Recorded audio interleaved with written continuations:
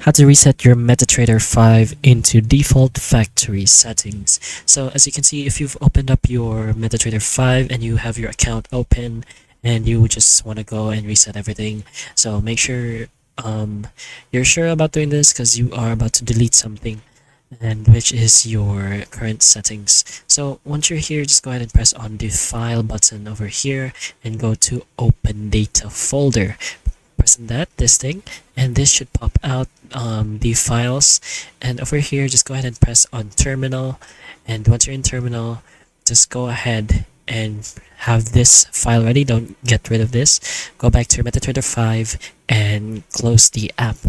And then once you're back here in your file manager, just go ahead to this code over here and just press on delete. It should look something similar as this, but once you delete it and the deletion is complete, you can go ahead and launch MetaTrader 5 again, and there you'll see that the MetaTrader 5 is now resetted back to its factory and normal settings. So hopefully this video does help you, and if it does, please like and subscribe for more videos like this, and that's all.